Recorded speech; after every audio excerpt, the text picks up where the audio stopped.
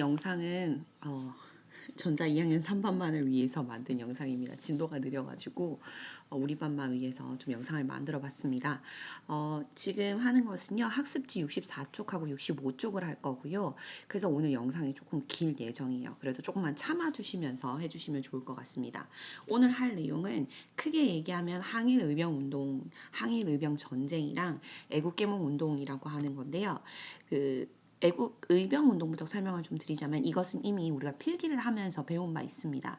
오늘 배울 내용의 의병운동은 1895년에 있었던 을미의병, 10년 뒤에 일어난 을사병, 그리고 그 2년 뒤에 일어난 정미의병 해가지고 총 3가지의 유명한 의병운동이 있고요. 이 의병운동은 위정척사 사상, 위정척사 운동에서 영향을 크게 받아서 내려온 것이 되겠다라고 하는 것을 우리 예전에 필기를 하면서 배운 바 있습니다.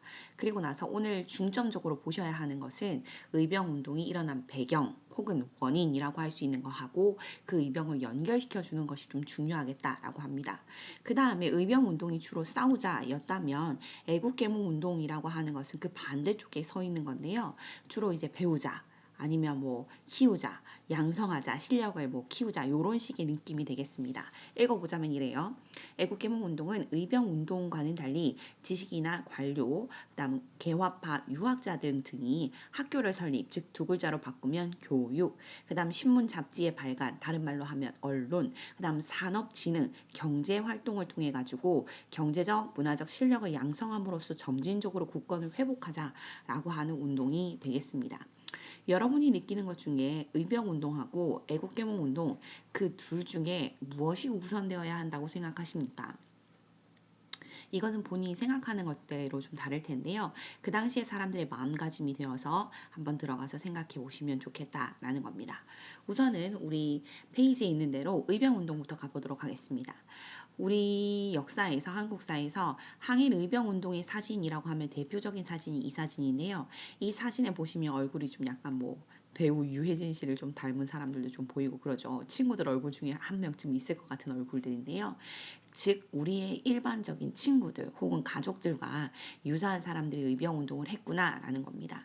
그리고 당시에 이 의병운동을 했었던 사람들은 아주 그냥 뭐 특별한 사람들이 아니라 우리 주변에 있을 법한 뭐 농민들이나 아니면 학생들이었구나. 그리고 나이도 여러분과 비슷하거나 오히려 어린 경우도 있었다라고 합니다. 이 사진은 우리나라에서 찍힌 사진이 아니라 그 영국의 기자였던 맥켄지라고 하는 사람이 찍은 사진인데요. 그때 이런 인터뷰를 했다고 합니다. 이 의병들한테 일본을 이길 수 있다고 생각합니까? 라고 했더니 그 의병들이 이렇게 얘기했답니다. 이기기 힘들다는 것을 알고 있습니다. 우리는 어차피 죽게 되겠지요. 그러나 좋습니다. 일본의 노예가 되어서 사느니 자유민으로 싸우다가 죽는 것이 훨씬 낫습니다. 이렇게 멋진 이야기를 했었던 항일의병운동이라고 하는 것을 보시면서 조금 더 역사학자들이 쓴 의병운동에 대해서 보시면 이렇습니다. 우리 교과서에도 나온 글이에요. 박은식 님이라고 우리 역사학자들 중에서 약간 양대 산맥으로 꼽히시는 분이 있습니다. 첫째는 신채호 님인데 신채호 님은 대부분 알아요. 그 역사를 잊은 민족에게는 그렇죠. 미래는 없다라고 했었던 분이 신채호 님이고요. 박은식님은 좀 다른 쪽에 계셨던 분입니다. 물론 이 두 분 다 굉장히 유명한 이 시대에 있었던 민족학자, 민족 역사학자인데요. 박은식님은 주로 현대사, 당대사에 대해서 관심이 있으셨고요. 신채호님은 예전 역사, 그건 상고사라고 하는데 아주 오래된 역사에 관심이 많으셨습니다. 박은식님은 그러면서 어떤 글을 썼느냐라고 한다면 이런 글을 쓰셨다라고 얘기를 합니다. 한국 독립운동 지혈사, 한국의 독립운동은 피로 쓰였다 라고 하는 그 유명한 책인데요. 같이 한번 약간 감정을 실어서 한번 읽어보도록 하겠습니다. 전술을 알지 못하는 유생이나 무기도 없는 농민이 순국을 각오하고 맨손과 맨주먹으로 적과 싸워 뼈를 들판에 파묻을지언정 조금도 후회하지 않았으니 이것이야말로 오랜 역사적 전통 가운데 배양된 민족 정신의 발로였다. 멋있죠? 그러니까 박은식 님이 보기에는 우리나라 역사 정신, 민족 정신 시작점은 정말 농민이나 정말 아무것도 알지 못하는 사람들이 맨손이나 맨주먹으로 정말 죽음을 무릅쓰고 후회하지 않으면서 나아갔었던 것이 우리 민족의 시작점이다. 그게 우리 민족 정신이다 라고 얘기를 하고 있는 겁니다. 정말 멋있는 이야기죠. 그러면 지금부터 의병운동을 한번 들어가 보도록 하겠습니다. 자, 을미의병을 보시면은 을미의병은 배경이 있습니다. 그렇죠. 우리의 명성황후가 시해됐던 을미사병과 함께 단발령이라고 하는 원인이 있습니다. 자, 요거 형광펜 있으신 분은 배경, 즉 원인에 밑줄 쫙 그어주시면 좋겠네요. 을미사변, 그죠? 단발령. 주도는 유인석하고 이소응이라고 흔히 불리는 우리는 양반 유생층들인데요. 이런 사람들은 무슨 사상을 이어받았다? 그렇지, 위정척사 사상을 이어받았다 라고 이야기를 합니다. 잠시만요. 상이라고 하는 것을 다시 한번 보자면 이렇습니다. 위정, 위한다, 무엇을 바른 것은. 그럼 여기서 바른 것은 무엇이었죠? 성리학이다. 필기하십시다. 그 다음 척사할 때 척자는 배척하다. 뭘 배척하는 것이냐? 사사로운 것들. 그럼 사사로운 것은 무엇이냐? 서양 세력이라든지 천주교. 천주교를 배척하고 사사로운 것들을 배척하고 위하는 것, 성리학을 위하는 것을 위정척사 사상이라고 불렀구나 라는 걸 다시 한번 봐주시면 되겠습니다. 활동입니다. 친일 관리들을 처단하거나 지방 관청과 일본군을 공격하는 활동을 주로 했고요. 해산을 합니다. 해산의 이유는 이 사람들이 양반 유생층이었기 때문에 해산하는 모습이 아주 그냥 우리가 명확합니다. 뭐냐? 고종이 아관 파천을 한 이후에 단발령을 철회, 그죠? 이게 가장 불만이었거든요. 양반 유생층들에게 그것을 철회하고 왕이 명령 해산을 권고하자 대부분 활동을 중단했습니다. 그래서 을미의병 특징은 그렇구나. 자, 을미의병의 그 글을 보시면 아시겠는데요. 여기서 국모의 원수를 생각하며 라고 하는 이야기를 보니까 이거 뭐지? 그렇지, 국모의 원수.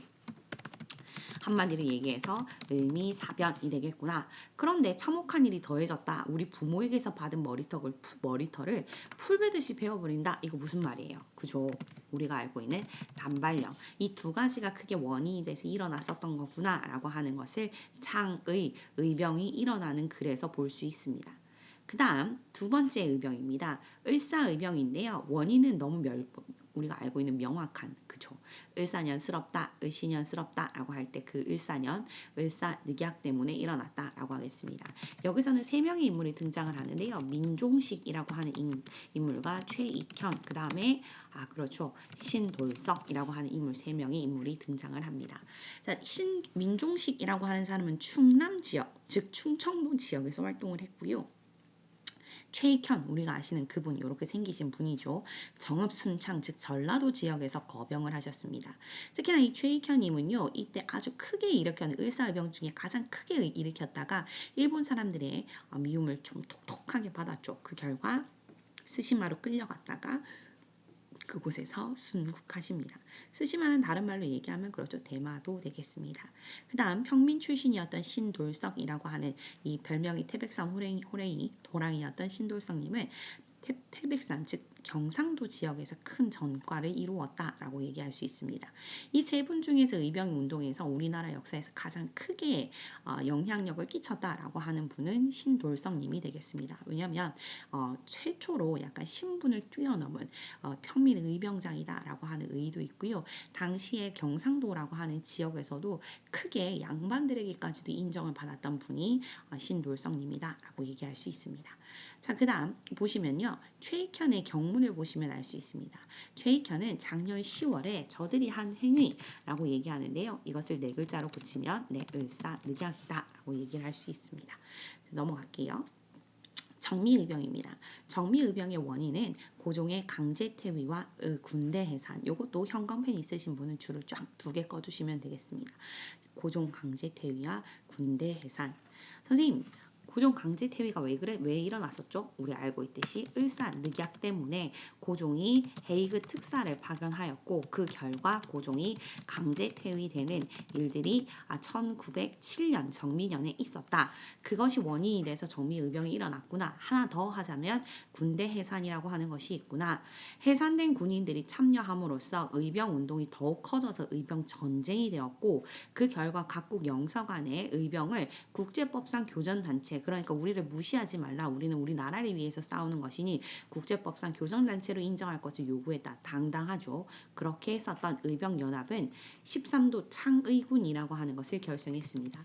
아까도 슬쩍 지나가면서 말씀을 드렸지만 또 한 번 더 말씀을 드리자면 창의가 무엇입니까? 라고 할 때 창은 일으키다. 일으키다. 창은 일으키다. 의병은 그렇지. 의병할 때 의입니다. 그러니까 창은 일으키다. 의병을 일으켰다라고 하는 이야기고요. 이건 이때 처음 나온 이야기는 아니고 늘상 의병이 일어나면 창의했다. 창의군이다라는 표현을 좀 썼다고 합니다. 이렇게 13도 창의군인데 선생님 왜 8도 창의군이 아니라 13도 창의군이에요 라고 한다면 그 당시에 이제 8도가 점점 불어나가지고요. 남북으로 쪼개고 뭐 이렇게 해가지고 13도가 되었습니다. 그래서 13도 창의군이었다. 자, 여기 옆에다가 하나만 좀 적을게요. 13도 창의군의 총대장이었던 총대장 이름을 좀 적어보도록 하겠습니다. 이인영님입니다. 네, 이인영님 여자 아니고 남자예요. 이분이 총대장이었다라고 하는 거. 그래서 이분이 글을 썼는데요. 요런 글을 씁니다. 아이고 동포여 우리는 조국을 위해 헌신하여 독립을 되찾아야 한다. 이런 식의 글을 썼다고 하죠. 창의대장 이인영. 이렇게 준비를 해가지고 13도에 있었던 그 의병, 그 다음 군대가 해산된 그 의병들이 전부 다 서울로 진격하는 서울 진공작전이 발생을 합니다. 한마디로 얘기해서 서울 진공작전은 일본에게 크게 대패했는데요. 그 이유는 가장 큰 이유는 물론 일본에게 우리가 대적할 만한 수준의 화력이 아니었다. 그렇죠. 무기가 너무 열세했었다라고 하는 점 플러스 특히나 이 이인영님이 그때 욕을 좀 많이 드시는데요. 이인영 그 총대장이 당시 아버지가 돌아가십니다. 그래가지고 아버지께서 돌아가시고 나서 이인영은 양반이니까 늘상 하던 대로 내 곧 돌아온다 라고 하면서 3년 뒤에 돌아온다 라고 하는 이야기를 했었다고 하죠. 3일도 아니고 3년. 당시에는 너무나 일반적인 이야기였을지 모르지만 현대적인 시각을 가지고 있는 우리에게 이 중요한 나라를 구할 수 있는 이 중요한 작전 전에 이렇게 슬며시 빠져나가는 총대장의 모습 좀 그렇죠. 그래서 요거 좀 많이 드시는 모습이 있습니다. 그 다음 의병운동입니다. 이렇게 우리 아까 봤듯이 을미의병, 그 다음에 을사의병, 요렇게 정미의병까지 특히나 서울 진공작전이라고 하는 커다란 작전을 끝내고 나서 실패로 끝내고 나서 어디로 대부분의 사람들이 몰려가냐면 호남 지역으로 몰려갑니다. 왜 그러느냐라고 한다면 호남 지역에 사람들이 동학 농민 운동들의 그 잔재들이 좀 남아 있었기 때문에 주로 약간 진보적인 사람들이 많이 있었고요. 게다가 이 전라도 지역이기 때문에 농민들이 그치 농사를 잘 짓고 있어서 그러한 도움을 얻고자 하는 그러니까 정신적으로나 아니면 신체적으로 의탁하기 편했던 장소가 전라도가 아니었겠는가. 그래서 호남 의병이 좀 그 당시에 있었다라고 할 수 있습니다. 그래서 호남 지방으로 많이 내려갔더니 일본이 이때 이제 뭘 펼치느냐 남한 대토발 작전을 펼치기 시작합니다. 1909년에 있었던 사건인데요. 이게 왜 일어납니까? 라고 한다면 일본이 당시에 전 세계적으로 무슨 선전을 하고 있었느냐 야, 조선이라고 하는 땅덩이 대한제국이죠. 한반도는 무엇을 원하고 있다. 조선은 일본의 지배를 두 팔 벌려 환영한다. 요런 식의 이야기. 그래서 조선 사람들은 행복해하고 있다라는 식의 이야기를 하고 있었는데 안 먹히는 거죠. 왜냐하면 의병들이 이렇게 반대를 하니까. 그래서 안 되겠다. 이 한반도 땅에서 아예 의병들이 씨를 말려야 되겠다. 그래서 남한 대토벌 작전을 벌이고요. 이 남한 대토벌 작전은 1기, 2기, 3기에 걸쳐서 아주 정말 빗질을 하듯이 싹싹 쓸어내려서 더 이상 한반도에서 의병들이 뿌리를 내릴 수 없게끔 만들어 버립니다. 그때 이제 잡혔던 분들이 우리가 보는 이런 분들이 되겠다라고 하겠습니다. 그래서 그럼 어떻게 됐습니까? 라고 한다면 더 이상 한반도에서 사람들이 활동을 하지 않고 의병운동으로 만주나 연해주 등지에서 이제 이동을 하시는 모습들이 보입니다. 그래서 이제 우리가 알고 있는 1920년대 봉오동 전투나 청산리 대첩들이 일어나는 것도 다 만주, 연해주 지역에서 일어나는 것이죠. 이해하죠? 한계점입니다. 당시 의병장이 주로 양반들이었는데요. 이분들은 봉건적인 신분의식이 아직 버려지지 않은 상태였습니다. 왜 그러느냐? 아까 얘기를 드렸다시피 위정척사 운동의 영향을 받아 사상의 영향을 받아서 의병운동이 일어났기 때문에 이게 한계점이 여기서 좀 보인다라는 겁니다. 자, 그럼 이제 을사늑약으로 좀 건너가 봅시다. 자, 을사늑약에 대한 한거, 저항이지요. 첫 번째 저항은 이 장지연이라고 하는 분이 등장을 합니다. 얼굴 좀 보여드릴게요. 이분이 쓰신 글은요, 시일야 방성대곡이라고 하는 글인데, 이 글은 황성신문에 실립니다. 황성신문은 당시에 유생들, 즉 양반들이 주로 보던 신문층이었고요.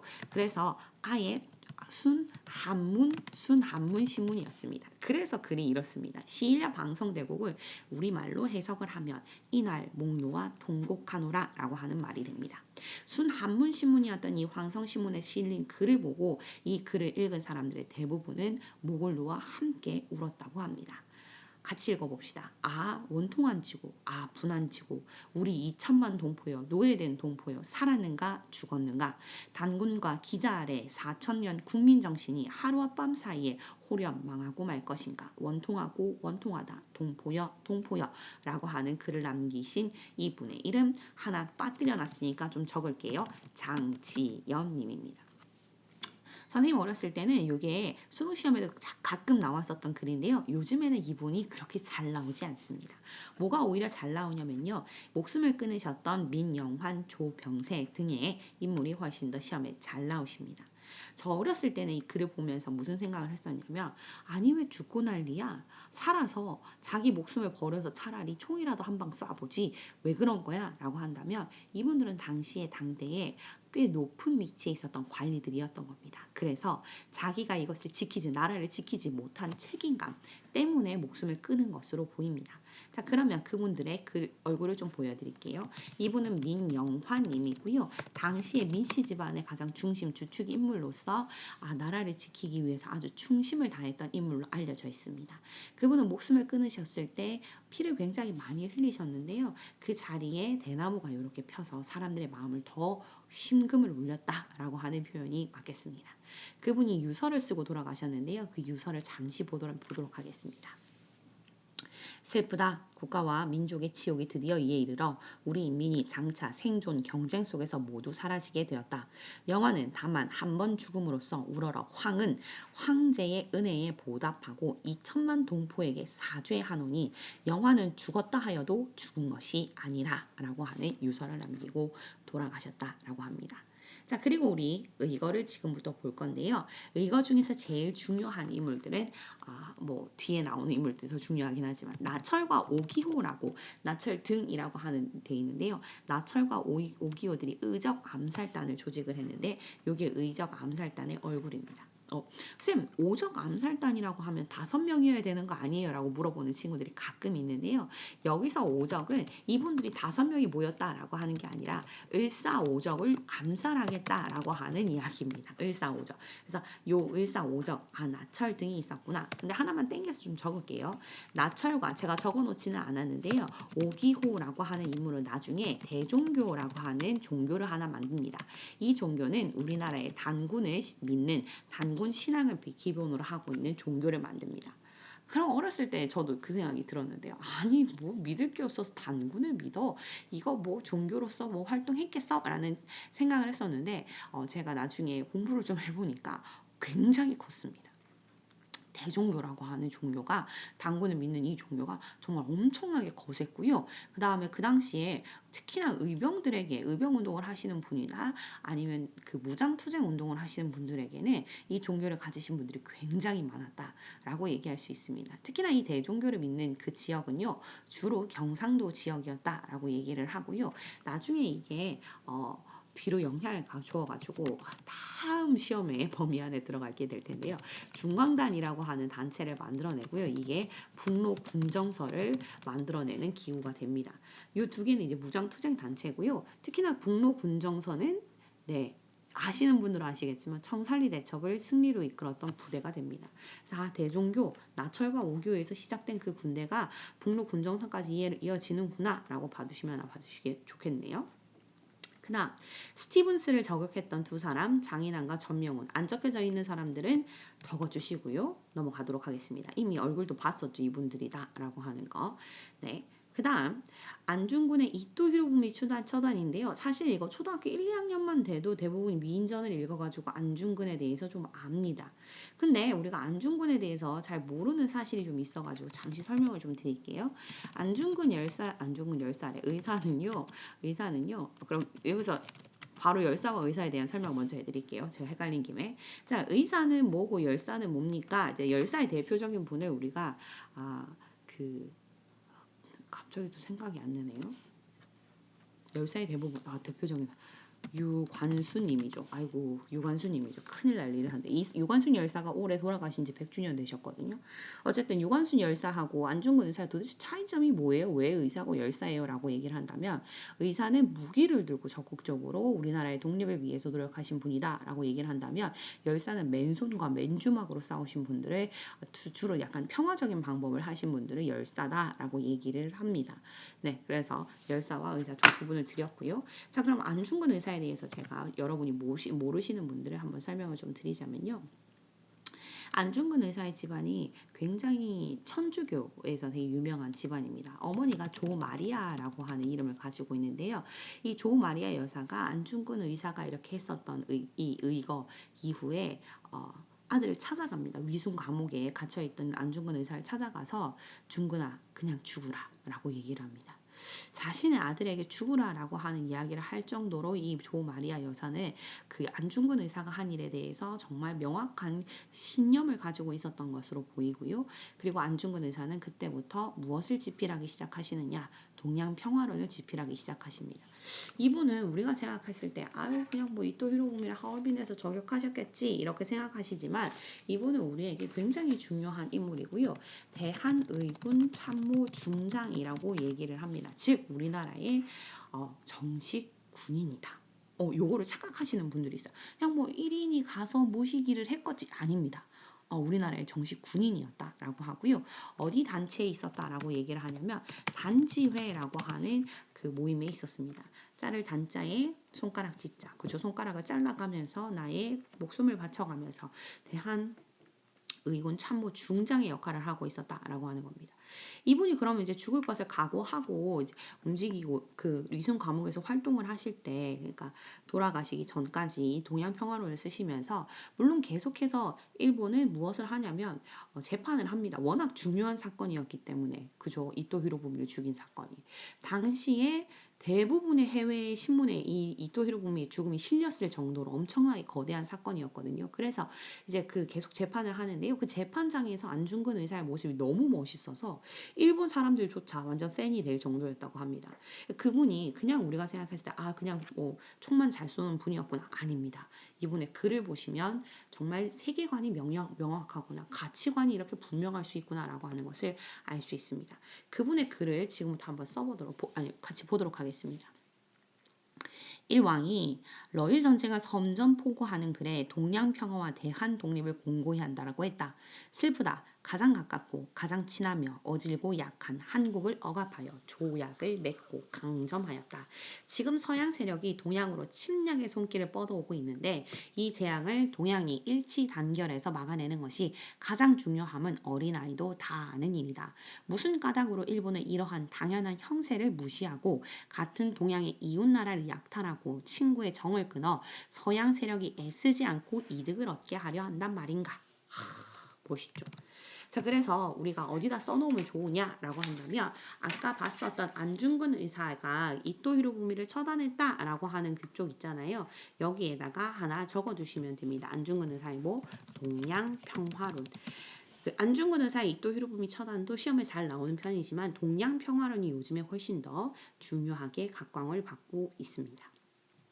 됐죠? 여기까지가 항일 의병 운동에 대한 이야기로 정리할 수 있겠습니다.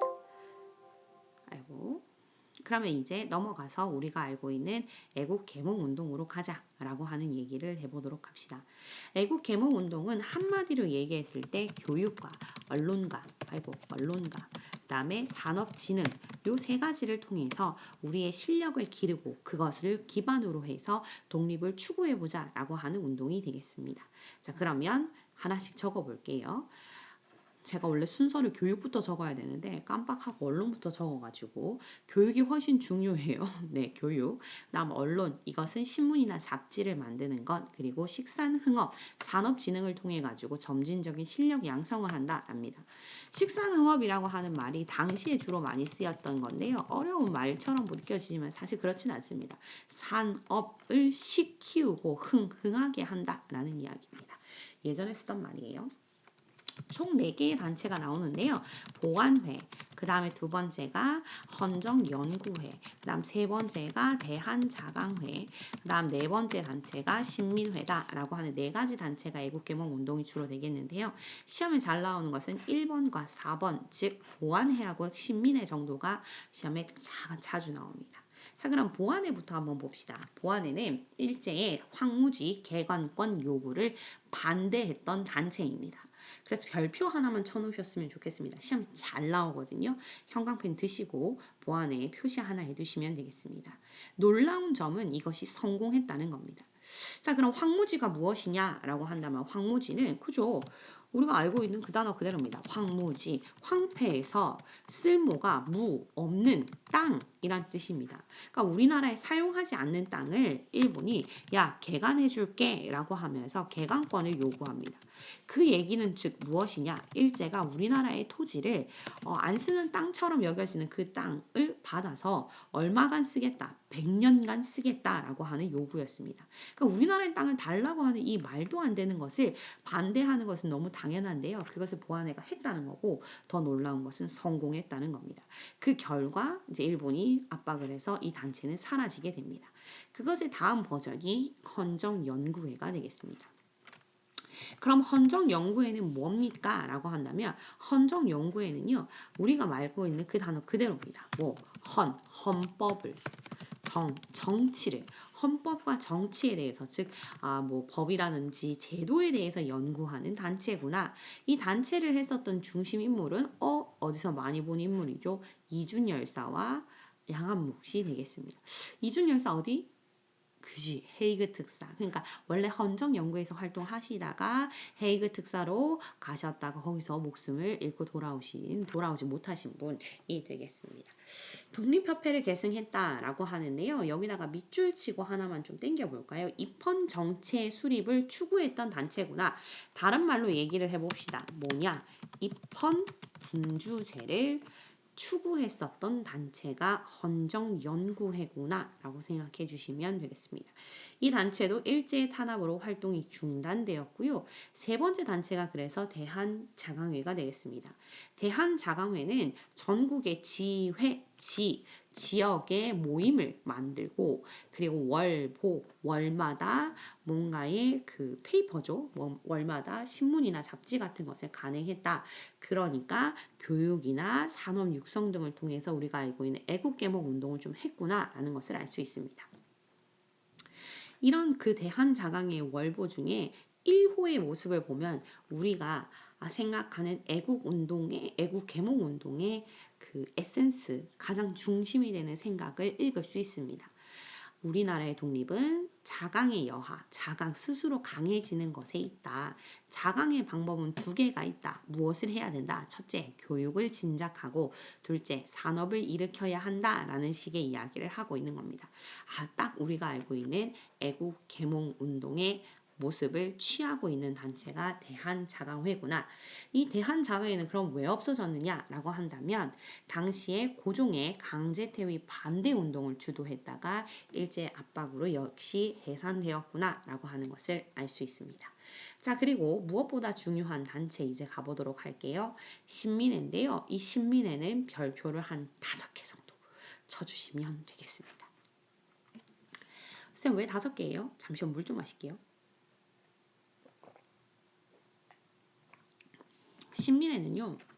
정말 중요한 단체입니다. 우선 중심인물 3사람부터 좀 얼굴을 볼 건데요. 안창호님을 볼 수 있습니다. 안창호님의 호가 뭐죠? 그죠? 도산입니다. 도산 안창호 선생님은 우리나라 대한제국에 사시다가 미국으로 건너가셨고요. 그리고 LA 쪽에 자리를 잡으셨습니다. 이 안창호님이 지금도 안창호님의 막내 아들이 지금도 LA 살고 계시고요. LA 다운타운에 가면 코리아타운이 있는데요. 그 코리아타운에 있는 우체국의 이름도 도산 안창호 선생님의 이름을 따고 있다고 해요. 그 정도로 유명하신 분이지요. 그분의 이제 도산이 도대체 무엇을 의미하느냐라고 한다면 하와이를 의미한다고 합니다. 왜 하와이예요? 우리나라 뭐 섬도 아니고 이렇게 생각하실 수 있는데 이분이 옛날에는 이제 비행기를 타고 가는 게 아니라 배를 타고 가니까 배를 타고 이렇게 우리나라에서 미국으로 건너가면서 하와이를 본 겁니다. 야, 나도 하와이 같은 사람이 되어야 되겠다. 왜? 대한민국, 그죠? 우리나라 한반도와 그다음에 미국을 연결해주는 그런 좀 좋은, 가보니까 굉장히 좋은 곳이죠. 그래서 좋은 사람이 되어야 되겠다라고 하셨던 안창호님은요, 교육자이십니다. 네, 교육을 되게 열심히 하셨던, 교육을 위해 미국에 건너가셨던 분이고요. 양기탁님은 약간 보면 비주얼 쇼크 같은 느낌이 들지 않습니까? 아니에요. 양기탁님은요, 얼굴은 그저 얼굴 보시고 머리카락은 검은색인데 그저 수염은 하얗죠. 이런 얼굴을 보시면 양기탁님이구나라고 생각하셨으면 좋겠습니다. 그래서 양기탁님은요, 되게 중요한 일들을 하셨는데요. 이분은 언론인입니다. 쌤 어떤 언론이요? 대한매일신보라고 알려져 있는 신문사를 만드셨고요.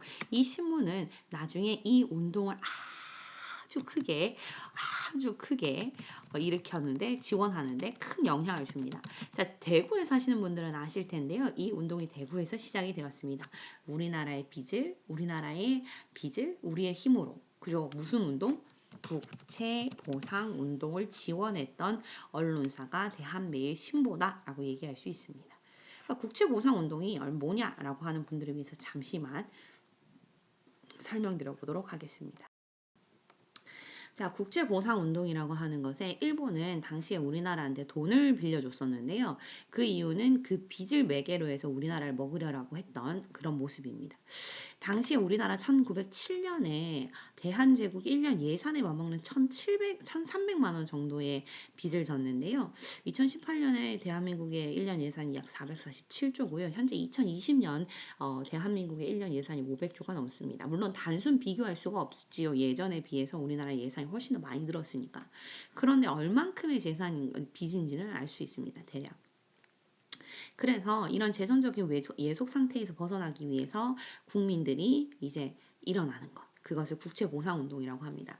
다른 말에서 이 얘기를 했더니 선생님 요거 예전에 IMF 시대에 있었던 그거 같아요. 그죠? IMF에 있었던 뭐 금모으기 운동. 네, 금모으기 운동. 그래서 우리는 흔히 요거를 금모으기 운동을 뭐라고 불렀냐면 제2의 국채보상운동이다 라는 식의 이야기를 했었습니다. 국채라고 하는 게 나라의 빚이라고 하는 것. 그래서 어디서? 대구에서 시작을 했었는데요. 여자들은 가락지랑 비녀를 빼고 남자들은 금주하고 금연하면서 대구에서 이제 시작이 된 운동이고요. 중심 인물은 서상도님입니다. 그리고 그것이 대한매일신보가 주로 지원을 했었다라고 하는 것을 알 수 있죠. 담배 끊고 남자들은 담배 끊고 그다음 성금 내고 부자들은 비녀랑 가락지 보내면서 이런 것들에 일을 했었는데요. 일제는 이 운동을 주도하던 대한매일신보의 사장 양기탁을 구속을 했는데요. 그때 당시 그 이름을 뭐라고 지었냐면, 그러니까 죄명을 뭐라고 지었냐면 횡령. 이 사람이 돈을 빼달렸다라는 식의 이야기를 했습니다. 물론 아니었죠. 그러나 그것을 원인을 삼아가지고 이때 당시에 모았던 돈들이 다 어디 갔는지 모르겠습니다. 물론 일제 손에 들어가지 않았을까라고 하는 추측이 가능해지는 부분입니다만 어쨌든 그런 운동들이 있었구나. 되게 중요한 운동인데 빠뜨리고 갈까봐 하나 설명을 좀 드렸고요. 다음에 무엇을 설명을 드리려고 지금 넘어가고 있느냐라고 한다면 대한매일신보에 대해서 잠시 설명을 드리기 전에 대한매일신보를 같이 했었던 양기탁님과 같이 했었던 인물, 네, 어니스트 토마스 베델이라고 하는 분입니다. 이분은 영국 남자고요. 이 영국 남자는 우리나라에게 굉장히 중요한 일, 즉 대한매일신보를 같이 만들 수 있게끔 하는데 아주 큰 영향력을 끼치셨습니다. 그 결과 현재 당연히 대통령이 메달이 주어졌고요. 돌아가셨습니다. 네, 돌아가시기 전까지 영국에서 그 대한제국의 깃발과 영국의 깃발을 함께 매달아 두셨다라고 이야기를 하고요. 그때도 이렇게 얘기를 하고 돌아가셨다고 합니다. 나는 죽더라도 대한민국의 신분이 영생케 하여 대한민국을 구하시오 라고 하셨던 분, 이 영국 남자 고마우신 분 한 분 기억하시라고 말씀을 드렸습니다. 도상 안창호 선생님과 양기탁님까지 설명을 좀 드렸고요. 우리 어디까지 지금 설명을 하다 말았냐면 지금 신민회에 대한 설명을 이야기를 하고 있었습니다. 자, 그럼 신민회의 중심 인물을 좀 다시 한번 중심 사건을 좀 다시 한번 보도록 하겠습니다. 신민회는요. 별표 5개. 네, 워낙 중요한 인물들 안창호, 양기탁, 신채호, 이동희 등들이 있었는데요. 첫 번째 비밀 결사, 즉 비밀이었다라고 하는 겁니다. 그러니까 그 안에 누가 들어있는지 모르는 상태, 누가 회원이고 누가 회장이고 이런 상태를 잘 모르는 거. 그러니까 정말 철저하게 비밀에 붙여진 조직이었다. 그래서 일제도 이 조직이 있다는 거는 확실히 알겠는데 활동을 하고 있는 것도 알겠는데 이 조직에 누가 있는지를 모르니 답답한 상태였다라고 하겠습니다. 쌤 이게 왜 중요해요? 라고 한다면 비교를 해드리도록 하겠습니다. 비교. 나중에 일제강점기 1927년에 신간회라고 하는 단체가 만들어지는데요. 이 신간회는 합법단체고요. 그 다음 공개단체입니다. 이게 좀 차이점이죠. 비밀 결사인 신민회 그리고 공개 합법단체인 신간회 이건 확실히 다르구나. 이름이 근데 워낙 비슷해가지고 네, 임팩트도 비슷한 영향력을 띱니다. 그래서 이 신민회 신간회 비교하시라고 요거 하나 설명을 드렸고요. 두 번째는 공화 정체를 즉 우리나라에서 공화정으로 우리나라가 앞으로 가야 한다라고 하는 국가를 수립해야 한다라고 주장했던 최초의 단체입니다. 공화정을 영어로 얘기하면요. 리퍼블릭이 됩니다.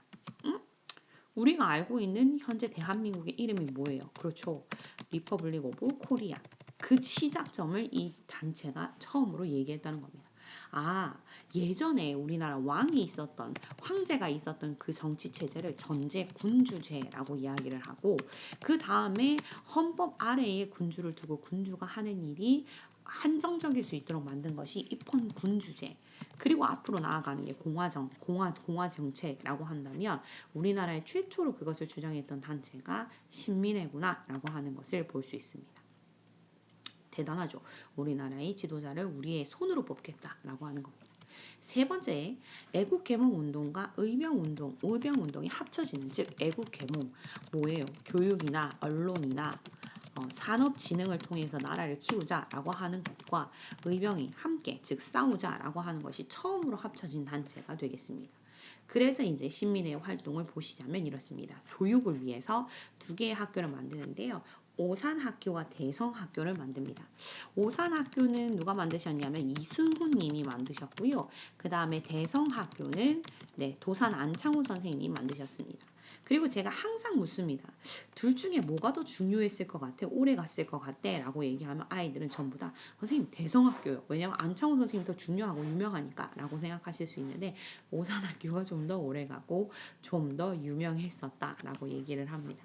저 오산학교하고 대성학교를 좀 보여드리자면 이렇습니다. 오산학교 대성학교인데요. 대성학교는 평양에 있었고 오산학교는 정주에 있었습니다. 즉 둘 다 지금의 북한 땅에 있는 곳입니다. 평양에 있었던 대성학교는 졸업생을 딱 한 번밖에 내지 못했습니다. 그러나 오산학교는 좀 길게 있었죠. 오산학교에 졸업생들이 얼굴을 보고 계시는데요. 그 졸업생들의 이름을 보시면 어디선가 들어본 것 같아요. 라고 하는 이야기가 나옵니다. 김소월님 모르시는 분 없죠. 진달래꽃 그 시에 유명한 분이고요. 그다음 화가 이중섭님은 미술 시간 한 번쯤 지나가다가 소가 등장한 그런 것도 한번 보셨을 거고요. 백석도 되게 중요한 시인이고요.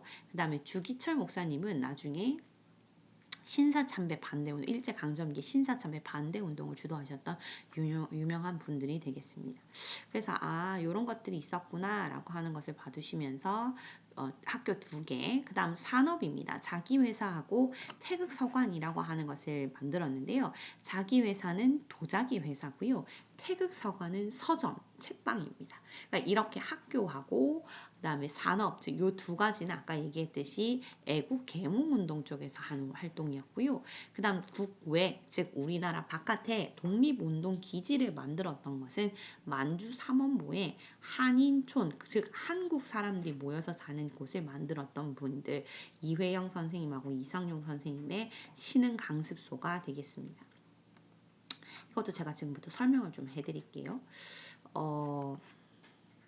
이회영 선생님은 제가 지나가듯이 지난번에 한번 말씀을 드린 바 있는데요.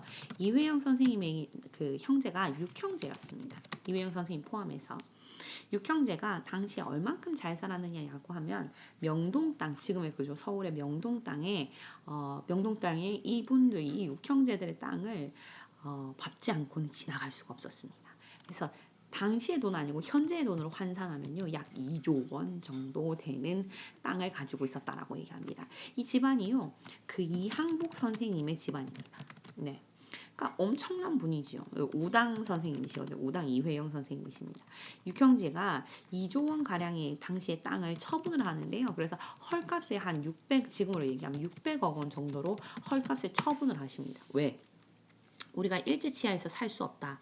물론 일제치하에서도 이 집안은 만약에 친일을 하겠다 마음을 먹으면 일제가 매우 정말 쌍수를 들고 환영했을 집안입니다. 집안은 워낙 중요한 인물들이니까.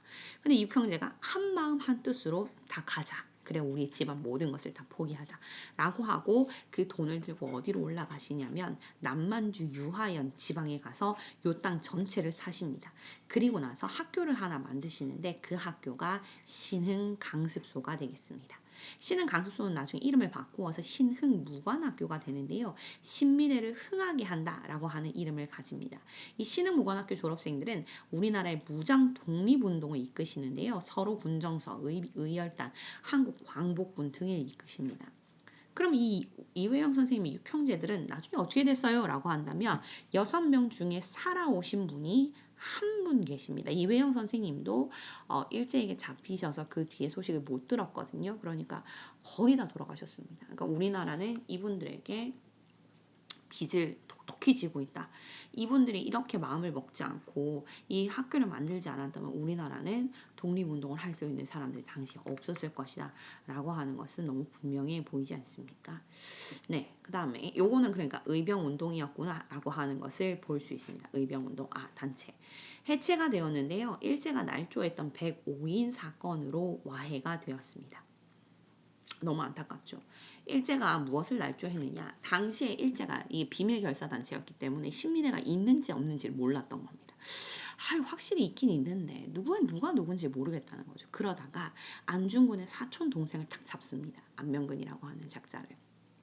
이 사람을 잡아가지고 고문도 하고 네가 아는 사람을 얘기해봐라 이렇게 해서 만들어서 거의 고구마 줄거리를 엮듯이 사람들이 쫙 걷어내기 시작하는데 그게 105명이었던 겁니다. 그래가지고 이 사람들한테 신민회를 뒤집어 씌우고 싶은데 증거가 없으니까 니네 총독을 암살하려고 했지 라고 하는 사건으로 날조하고 105명을 구속하는데 그게 105인 사건이 되는 겁니다. 선생님, 신민회는 뭐가 내용이 이렇게 많아요? 라고 얘기하면 정말 많습니다. 자, 다시 한번 정리해 볼게요. 신민회는요, 첫 번째, 비밀 결사단체입니다. 두 번째, 공화정을 주장했던 우리나라 최초의 단체고요. 그 다음, 애국 계몽 세력과 의병운동이 처음으로 함께 있었던 단체입니다. 그럼 어떤 일을 했었나요? 그렇죠. 우선 교육을 위해서 학교 2개를 만들었습니다. 학교 2개, 오산학교하고 대성학교를 만들었습니다. 두 번째, 회사를 만들었어요. 자기 회사하고 하나 더. 태극서관이라고 하는 회사를 만들었어요. 세 번째, 국외에 독립운동 기지를 만들었어요. 독립운동 기지는 뭐가 있습니까? 남만주, 유화현의 삼원보 지역에다 만들었는데 그 이름이 신흥 강습소라고 하는 것을 만들었고요. 네 번째, 해체했는데 105인 사건이라고 하는 날조된 사건 때문에 해체당했구나 라고 보시면 되겠습니다. 자, 그러면 지금 요렇게 하고 나서 밑으로 쭉쭉쭉 조금만 더 내려갈게요. 네, 요겁니다. 위에 있는 내용은 이미 지금 설명을 조금 다 해가지고 신문지법 정도만 하나 체크하고 적어보도록 하겠습니다.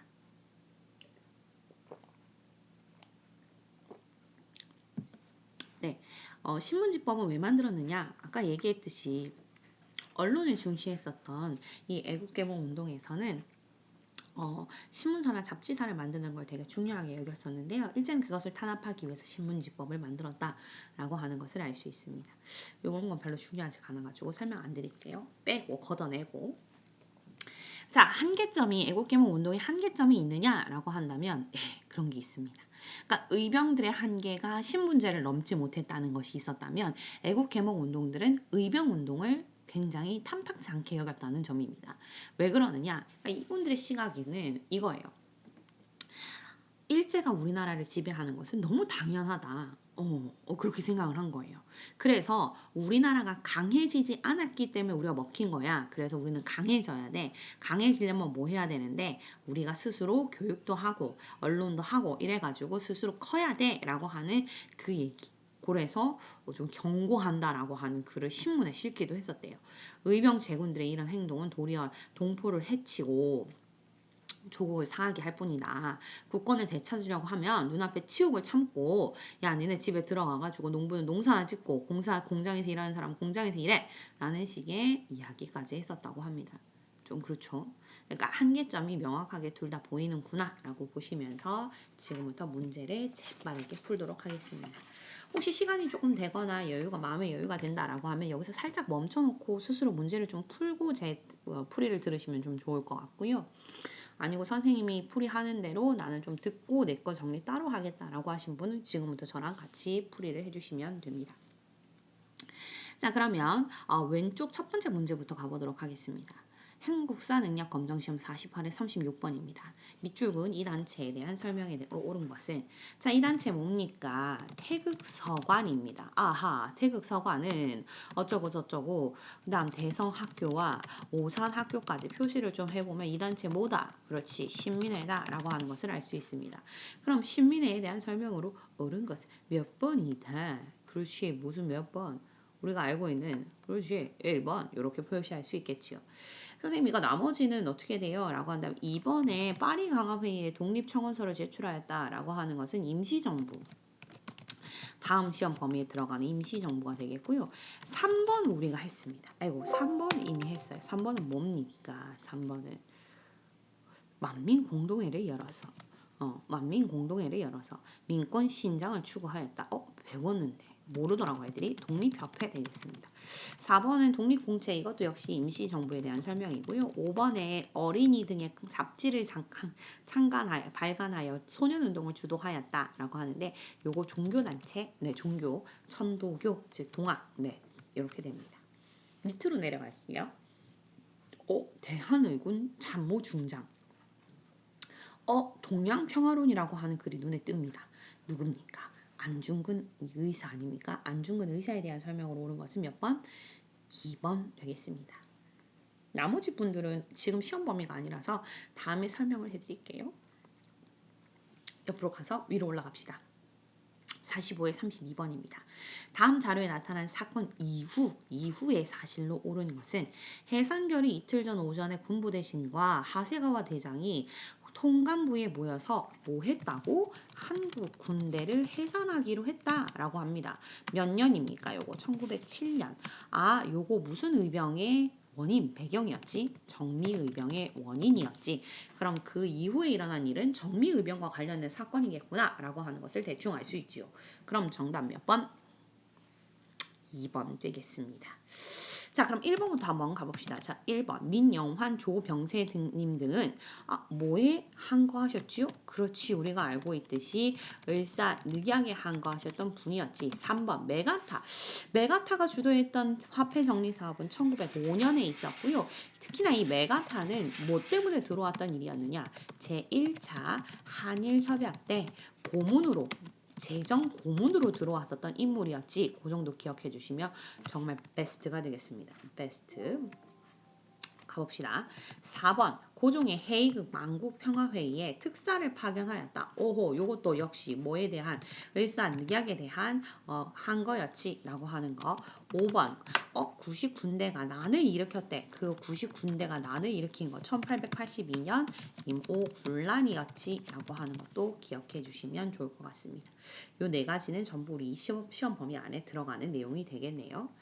그 다음 가단체에 대한 설명으로 옳은 것은 가는 안창호, 양기탁, 이승훈이 중심이 되어서 조직한 비밀결사, 국권을 회복한 뒤 공화정치의 국가를 수립하고자 하였다. 이를 위해 실력 양성에 힘을 쏟아야 한다고 규정하고 무엇보다 국민을 새롭게 할 것을 주장하였다. 신민회네요. 신민회에 대한 설명으로 옳은 것 몇 번일까?